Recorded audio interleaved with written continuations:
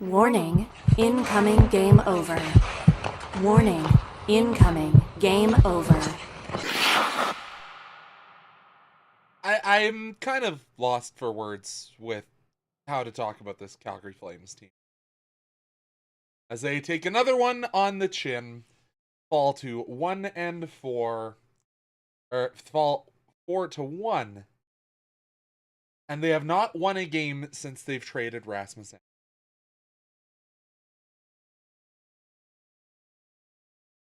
And they lose the season series to Minnesota Wild 2-1. Of course, they win the game at home and only score one goal in Minnesota. Another interesting stat for you is, once again, my name is Conrad Krausert. Welcome to Game Over Calgary. The Calgary Flames now have less than 2 goals per game average for the month of January. That's before, that's after the trade of Rasmussen. We are playing in the month where we have had the most recorded hat tricks in a single calendar month in the history of the NHL, but the Flames are averaging 1.92 goals per game.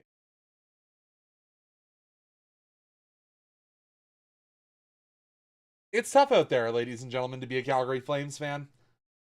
Let's go through our recap, as the Flames have had, in the last 3 games, they've had good opening periods to all 3. But the first period today, actually, I thought was the most disappointing I've seen in quite a while, despite the massive delta in shots in the first period. And we opened this game with a little bit of a flashback to the Jacob Markstrom era. First shot on goal for the Minnesota Wild is the first goal for the Minnesota Wild, as Dryden Hunt starts the play, but Vlad Tarasenko, an absolutely beautiful pass back side, tapped in by Danila Yurov. First shot, first goal. That's a broken record if you're a Calgary Flames fan thinking back more than 1 year. We're down 1-0. Cool. It's 2:43, lots of time to fight back. Flames dominate the rest of the period after the Adam Klapka fight. It's Marcus Foligno. But then Vinny Hinostroza gets his only 3rd goal of the year, which is shocking if that is a name like me you recognize amongst this team that is second in their division. Like, Vinny Hinostroza is a career NHLer. It has been for quite a while, but again, only scored 5 goals last year. Also only played 25 games for the Wild last year. 3rd goal in 41 this year for the Wild. Assist to Middleton and Jarrett Spurgeon. Flames down 2-0 after 1. But if you're listening to the Sportsnet broadcast, like I assume most of us are and not listening on the radio, the broadcast crew kept bringing up the fact that, the Wild only managed 3 shots. Yeah, Devin Cooley stopped 33% of the shots in the first period. And I've been a Devin Cooley re-believer. Not his best start to this one. And we'll talk a little bit more about my thoughts on Cooley in the second period of our broadcast. But it's just not a great start for Cooley and the gang. The gang being the rest of the Calgary Flames. Nothing going in the second period. No goals, no penalties. Whistles kind of went away for the rest of the game, in my opinion. Unless it's a high stick, which is kind of hard to miss. But anyways, no action in the second period. I thought the Flames were kind of milquetoast. Lots of shots from the perimeter, a lot of high danger scenarios. Jonathan Huberdeau looking like he wanted to play hockey for once. Nazem Kadri was absolutely invisible. Flames lead that period in shots 7-5. And then the Flames come out, score a decent goal early. Morgan Frost assist to Jonathan Huberdeau. Great breakout from Huberdeau. A great pass to Morgan Frost leads to the 2-on-1. Frost kind of looks like he's going to fake the pass, but just beats. It was Gustafsson in net for the Wild, if my brain is remembering correctly, because My brain is broken and can't remember if it was Gustafsson or Wallstedt. It was Gustafsson. Beats Gustafsson. Flames are within one. But as soon as I think about the 10-minute mark in the third period, the wheels really started to fall off for these Calgary Flames. They looked like a team that had just traveled in that day. Matt Boldy on the power play just after the 5-on-3 had ended. Kaprizov Hughes, like, just a beautiful tic-tac passing play from the guy who's going to be making the most money in the NHL. I think his contract is still higher than McDavid. I can't fully remember. But yeah, tic-tac-toe play on the power play. I'll do it as I'm doing the recap. Good job, Conrad. Just a beautiful passing play and taking advantage of some tired legs for the Calgary Flames, and a power play that's usually pretty good gets wrung out a little bit. Obviously, I don't necessarily love having Martin Pospisil out on the penalty kill, but obviously I'm not coaching the Calgary Flames, as Anand has wished many times that I would be the general manager of this team.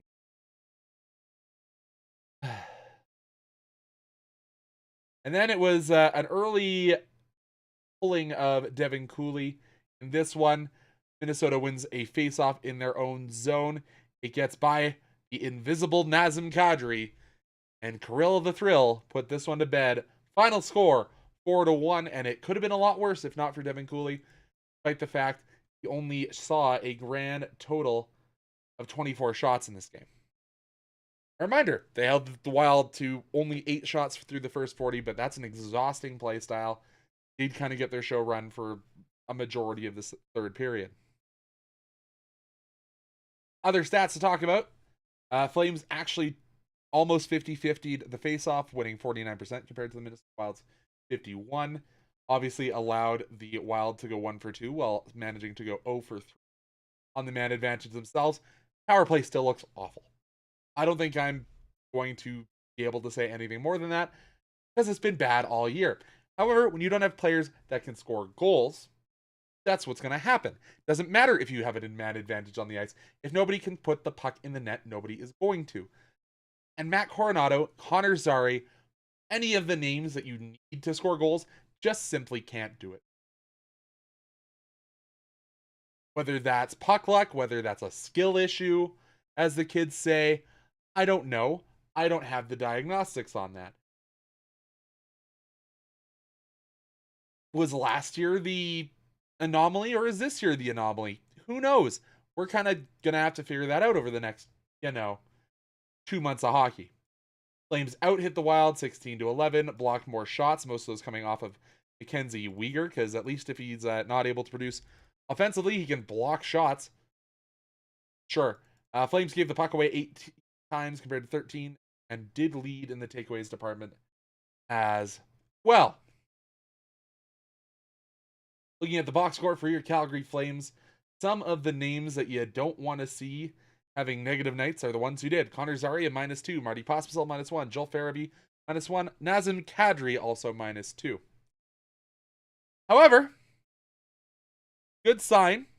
Matt Vigridden played 16 minutes, 26 seconds, was a -1 tonight. Good to see him actually being allowed to play hockey for extended periods. Adam Klapka, the guy who was on the first line as little as, 2 weeks ago, played a grand total of 9:17 today. Joel Farabee also down there, only 11:25. And then we look on the back end, Kevin Ball starting to eat a lot more minutes for this Calgary Flames squad. 23 minutes and 8 seconds on ice. Well, time on ice leader, though, is the new acquisition in Zach Whitecloud, getting his big audition to go to Dallas, as some people have speculated. But let's go into the second period. As we said, Anand was supposed to be here. Couldn't make it due to some transit issues. Calgary Transit is always lovely. He'll be back on Saturday. We'll have more of an in-depth conversation about some of the trades, some of the proposals, talk about where we want this Calgary Flames team to go, because I didn't actually check. What was the final score? St. Louis, they are still tied at 4 with under 3 minutes remaining, according to my... Oh no, they did win in regulation. So the Calgary Flames now in 31st place out of 32 teams. I don't think we're catching Vancouver. Thank you for winning in regulation, St. Louis. Continue your climb through standings. We'll talk more about that. Talk a little bit about the news about Blake Coleman being shut down for the rest of the season. Nazem Kadri trade talks. Who else should be on their way out of town, and how soon should it be? That will be in periods 2 and number 3 tonight. But before I go into period number 2, hey, go down and hit that like button. It really helps us in this world of algorithms and in the world where the Calgary Flames need to get more fans drawing their eyes to the product, have more pressure on Murray Edwards and management. And as Mr. Watts69 said, I'm going to be using the term that one of the other shows in towns has claimed, is how long is this rebiggle going to take? That might be a question and answer in overtime for you. We do answer your questions in chat as Team Tank rolls on, but please make sure, hit that like button, hit that share it on social media of your choice. We'll go into period number 2, where it is official. Nazem Kadri hasn't asked for a trade, but has said he is willing to facilitate a move. Whether that means he's going to consider even the trade list, I don't think anyone's overly sure on that. I think he wants to go to a contender regardless of how these things were looking before the end of the game. Oh, the Blues scored with 9 seconds left. Oh, yikes. Well, good for the Flames. Flames getting that boost to their... You know what? I was going to not have this on today, but with that news, do it for him. With Nazem Kadri saying he is open to be traded to a contender, you have to wonder where that will end up being. Allegedly, Dallas is one of the teams in the hunt. Montreal allegedly also looking because they need help at center. And boy howdy, there's some other teams that I think could potentially be a hunt. I was going to say the New Jersey Devils. They might be in the hunt for a Kadri with a White Cloud connection. But again, I don't think they're in the hunt for Kadri's services. I don't think Nazem Kadri necessarily wants to go there due to their record. And I don't necessarily see him as a Devil just from his play this year. But talking about Nazem Kadri, as I said, we'll talk more about potential trades and stuff that me and Anand have heard together. Nazem Kadri is playing like he doesn't want to be a Feller anymore, not just a Calgary Flame. Boy, it's looking awfully hard to see Nazem Kadri playing any better on a contender, because when you are the big fish in a little pond, you are supposed to be making those around you look better. And Nazem Kadri is not making anybody look better at this. I apologize, I'm about to mute button here for a sec.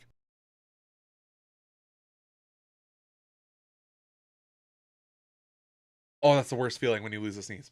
But anyways, Nazem Kadri is playing his way into reducing what the Calgary Flames get for. As I said, just absolutely looking less than invisible. He's looking terrible. And this is a guy that, if you are the Calgary Flames, you want to maximize the return. And in theory, you might need to hold on to him this year. You might not be getting your best return. And that really sucks to say. Mr. Watts, ask your questions whenever. I will answer them at the end, or if they play into what we're talking about. Nazem Kadri has 9 goals and 26 assists this season. He is at 35 total points. And Nazem Kadri has kind of bounced around that even plus minus in his career. He is currently at his worst plus minus he's had out of any year in his career, and it's not even close. Minus 23 for Nazem Kadri when you're supposed to be the number 1 center for this squad is unexcusable. And it's not like Nazem Kadri is playing the agitator role that so many people want him to play either. Not playing with an edge to his game. He's only taken 20 minutes in penalties. He is not adding grit. He is not adding skill. He is not adding anything to the Calgary Flames. He was playing top power play minutes and had 2 power play goals and 13 power play assists. That is not the kind of numbers you can allow a guy that's averaging 19 minutes and 30 seconds time on ice. It's just not acceptable. However, you need to sell low on an asset that you're paying as much as you are paying Nazem Kadri. Because are we getting that much worse if Nazem Kadri is off of this team? Because you have to assume Craig Conroy isn't slow. We do not have depth at center in the AHL. I was going to say Abbotsford. We haven't been in Abbotsford for a while, Conrad. But with the Wranglers, there isn't a lot of center depth that I think is NHL ready. Especially not to play 19 minutes a night. But then you're going to say, oh, we can just have, Morgan Frost take more time. So you have to assume there's going to be an NHL level center coming back in a trade that Craig Conroy accepts for Nazem Kadri service. Is it going to be a good NHL center? I hope not, especially if we're looking to try and gather a whole bunch of 2026 firsts in our pursuit of Gavin McKenna. But it's going to be tough. Like, I don't know what suitor is going to look at this year of Nazem Kadri and say, I want to acquire this player. At least last year, he was getting under teams in. He was mixing it up, 72 penalty minutes. He was producing more on the power play. Hell, he had 35 goals last season. He's not going to break 20. I don't even think he breaks 20 if he gets traded now and goes to Colorado. I say, Colorado's been getting caved. Holy, maybe they need Nazem Kadri, even though their cupboards are relatively bare. But it's just time. The time for Nazem Kadri to be a Calgary Flame is over. I don't think he needs to be the only one getting his way out of town. We'll talk a little bit more about that as this game or as this season moves on. I'd like to talk about that with Anand. We can bounce ideas off of each other where I'm not just talking to a camera. As much as I love everyone out there in the internet world outside this camera, it's a little tough to just talk about this ad infinitum to myself. But this will go into period number 3, and I think we're going to talk about our goaltending here in Calgary. Because I don't think you hand this loss to the goaltender who, when you look at his stats, hey, they aren't going to be good. But a lot of the stops that Devin Cooley had to... I am calling him with the right first name. Devin Cooley, his stats didn't look great. His save percentage being only at 870. Not fantastic. But I would have said that there was at least 7 or 8 $10 he had to make against, let's be honest, if the Colorado Avalanche weren't such a wagon, I think a lot more people would be talking about Minnesota. Because they do have one of the best goaltending tandems in the NHL right now. Eriksson X playing really well this year despite his advanced age.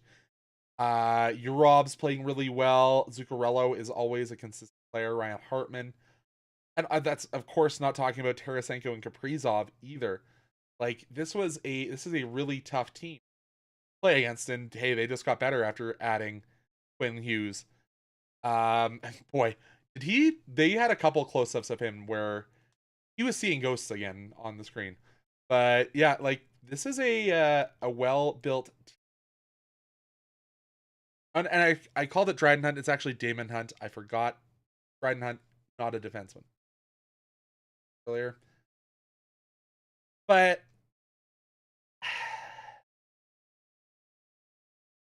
my dad sent me this fact today. I'm going to pull my phone out and quote my dad again.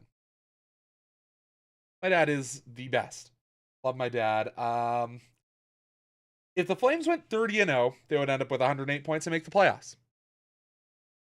Okay, now they'd have to go 29-0 and they'd end up at 106 points. And maybe that is the case. Maybe the Flames can pull that out of their butts. I don't think so. The Flames play 500 hockey from here. From as of this morning, the Flames would have ended at 82 points and still been solidly out of the play. The last time the Flames were at 500 was January 1st. Boy, howdy, they are nowhere near that right now. This team is going to miss the playoffs, even if they go on a magical run. So I think it's time to clip the wings, understand that, hey, this year is a wash. We're going into the draft that has some of the best high-end talent that this league has seen in quite a while. Whether you end up tanking hard enough and ping pong balls go your way, and, you do end up being able to select Gavin McKenna, or hey, maybe the Vancouver Canucks aren't sold on Gavin McKenna and say they want the tall Swede because they've had good luck with Swedes. Who knows?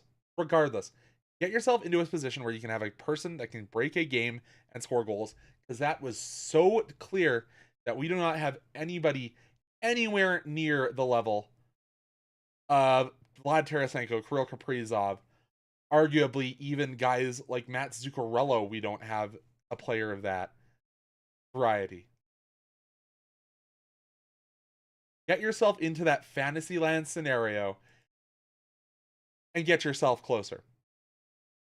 And if there's one thing this Calgary Flames team has proven to me, is that our amateur scouting is great.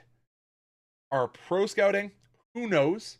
We seem to really like a lot of guys' ninth defenseman in their system. But boy howdy, I don't know. Outside of Craig Conroy, I think a lot of the front office needs to be experiencing the pink slip scenario at the end of the season. Not that any of them have had any success in the league, or that's what the Calgary Flames are elsewhere. But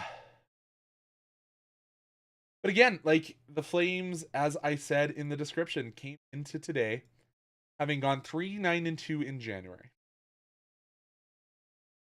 If that is the way this season's going to go, to understand that this season is what it is. Celebrate the wins, celebrate the effort. That's all you can do. And hey, I'll say there were a lot of Flames that I thought did have better efforts than they have in a while. I thought Matt Coronado looked good. I thought Connor Zary looked okay, despite the fact he was -2. Don't love Martin Pospisil taking the penalty in the way he did. As it's Al Grandeau in chat asked, Stop could fight that guy since he injured Zane Prek early in the year. I don't think that's just coincidence. I don't think he should be the one fighting. If you're going to send somebody out to fight, I think you've got Ryan Lomberg on your 23-man rosters for a reason. And that's one of the things we'll talk about before we head on into the overtime and truly answer anyone's questions. If you have questions, throw them in the chat now. I will get to them almost immediately. If you need somebody to go and pump up this team, to elevate players that we all know aren't good enough, I don't see why Ryan Lomberg isn't in the line. Because, hey, even if you're going to just send him out and take that role that Adam Klapka had today, and that's go and energize the guys by getting in a fight, I would have taken Ryan Lomberg in that over Adam Klapka. Adam Klapka is massive. He is also a baby giraffe, where a slight breeze knocks him off of his skates more often than not, including in this fight when he just kind of got wrapped up and the fight was over. It needs to be Ryan Lomberg. That is why you're paying Ryan Lomberg. That is why Ryan Lomberg is on this roster at all. But hey, what do I know? I'm not an NHL coach. Let's head on into overtime, where I answer more of your questions. How long is the rebuild going to take? I'm going to straight up call it a rebuild because I don't think the rebuild term actually is great. I think it needs to be addressed as a rebuild, even if the ownership group or the 4 guys that have fancy hockey operations titles believe this is a full-on rebuild. There is nobody of skill on this Flames team that is worth continuing on, except for Dustin Wolf and Devin Cooley. Those are your two pieces. I would also argue that Hunter Brustevich has potential upside. He was one of our defensemen that was plus on the plus side of plus minus today. Zane Parekh, if he gets healthy, hey, he is doing decently in his stint down in the A. But like, Joel Hanley needs to be off this roster. He can't be playing Joel Hanley for any minutes a night and expect to be a competitive NHL team. I'll say the same about Braden Hall this year. So there's just too many weak links in this roster chain for the Calgary Flames for the rebuild to be a short-term or rebuild to be a short-term goal. I think that it's a 3-year process. I think you'll get your top 2 pick if you have the lottery balls bounced your way this year, and then you'll probably draft in the top 5 again next year if you don't screw that up somehow. Or Dustin Wolf turns into the second coming of Dominic Hasek and drags his team to the playoffs by himself. But yeah, I think it's a 3-year cycle. I think you need 2 top picks, and then on the 3rd year, the 2nd year in your new building, that is when you will start to see the Calgary Flames launch themselves into the stratosphere that the Oilers are right now of perennial contenders. If our amateur scouts are anywhere near. And hey, our amateur scouts are doing pretty good with these guys that are in the NCAA. Keep your eyes out. There's lots of great guys talking about prospects who know way more than I do about the NCAA that are really hyping up a lot of the Calgary Flames prospects. Maybe that's also some homework for me and Anand to talk about the Flames prospects. I'm just going to quote Blasty prospects. Cole Reshney has been lighting it up. Obviously, Zane Parekh had 2 goals against Laval. Yeah, a lot of these guys that are playing down in the NCAA and the Craig Conroy has drafted are doing great. Like, we'll have to see where this goes.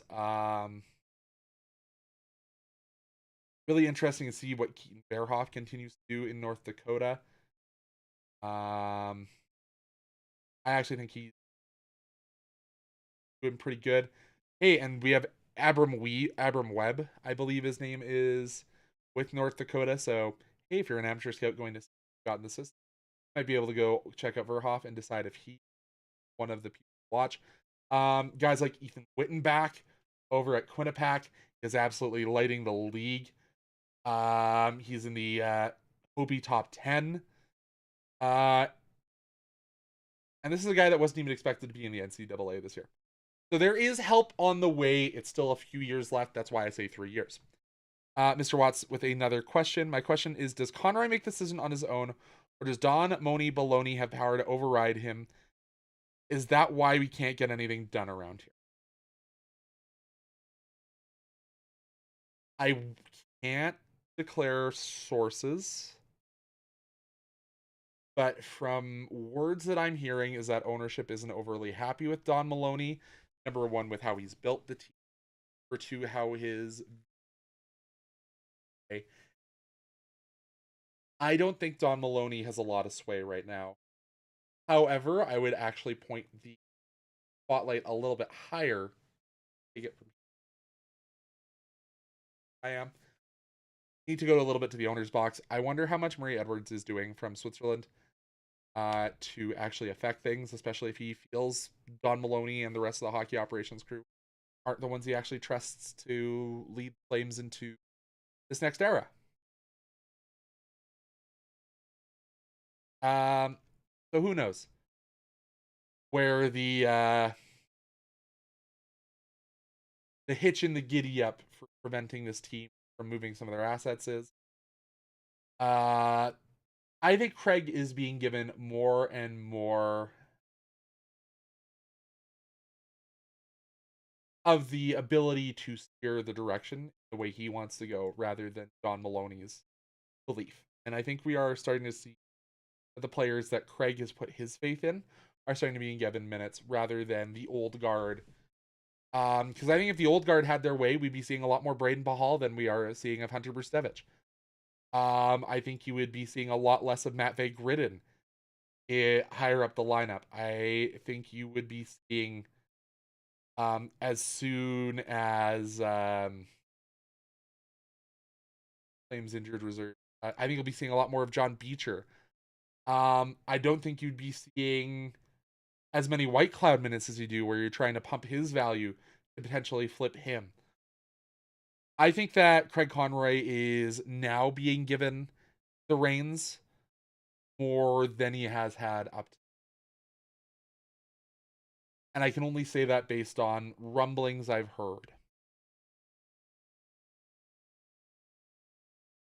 So who knows where the power structure lies for this Calgary Flames team. And who knows where the Calgary Flames will go as we continue on this season. Something I did forget to mention is I always like to talk about the deserve to win-o-meter. I'll let it run its full 1,000 simulations that it does when you open the browser. But according to the deserve a win-o-meter, Calgary Flames win this game less than 40% of the time. I would certainly agree with that. It settled at 38.6%. But boy, when the sites like Money Puck are giving a 60% chance to win before the puck's even dropped, that's kind of a yikes for the Calgary Flames. But hey, they've been playing real bad hockey. Another couple of questions from Mr. Watts. The other thing Maloney says we can't rebuild since he doesn't want to lose our winning culture. Doesn't want to be like Buffalo. We had this whole conversation how I went through a couple teams I would rather be than being a Calgary Flames front office. Calgary Flames are in the era of the Buffalo Sabres where they believe their people, where they believe that they can continue to make things work with Jack Eichel and any other number of names before Jack Eichel demanded his way out because of his injury. We are in the most dangerous era of what people don't want the Flames to be, in my opinion. There's a reason the Flames and the Rangers are in the same place. They believe in their core too much, and the core is aging out and not playing well enough. That's why, excuse me, the bubbles in my drink are getting to me. The Flames don't have a winning culture. And if you think they do, you need to look at the standings until your eyes bleed. And Maloney also wants to rely on the Dallas model, which is built off lucky draft picks turning into stars. Except it doesn't. The Dallas Stars took a star that was being cast off by a team in the other conference and built a team around him. Calgary Flames are not attracting any talent and are not making moves to bring in what other teams view as bad contracts. Instead, they are just letting their core culture from a failed trade from a previous regime run this team into the ground. It'd be really interesting to see if Jonathan Huberdeau gets bought out in the office. I think there's another couple of people in the Calgary Flames sphere who have done long form videos about what that would look like, what it would cost. There's some other rundowns. Hey, maybe I'm just first to the site. But anyways, 30 minutes talking, or 34 minutes talking about this game, I think is about 34 minutes more than it deserved. Let's see if the Calgary Flames can actually play some hockey as they look to round out the month of January with their final game on my mom's birthday. When the San Jose Sharks come to town, can the Flames shut down the superstar that is Macklin Celebrini? As Anand said to open the show, that will be the two of us talking about how we just watched the quote-unquote fantasy model team probably run us over to continue this miserable month of January after December that had Flames fans believing. For myself and the rest of the Game Over crew, hey, please go on over, check out Game Over Montreal. They had big news. They just hit the number that you require to become monetized on YouTube. So whenever they're around, please, please, please go give them a check out. Andrew's been doing such hard work on that channel to rebuild. Go give them a watch. And hey, watch Habs games. They're a fun team. We don't know what we're doing as far as the Olympics for Game Over yet and where that will be hosted. We'll get that news out to you soon, I hope. For myself, rest of Game Over. Have a wonderful, wonderful rest of your week. We'll see you at Saturday. Remember that the Calgary Flames tank continues. Remember, it's an early puck drop, 2 p.m. So it'll probably be around a 5 o'clock game over. Can't watch. We will always be available on YouTube. Or hey, you can wait for our brilliant editor of our shorts to put it up on your feed. Calgary Flames fall yet again. We're here for it all. Game over, Calgary.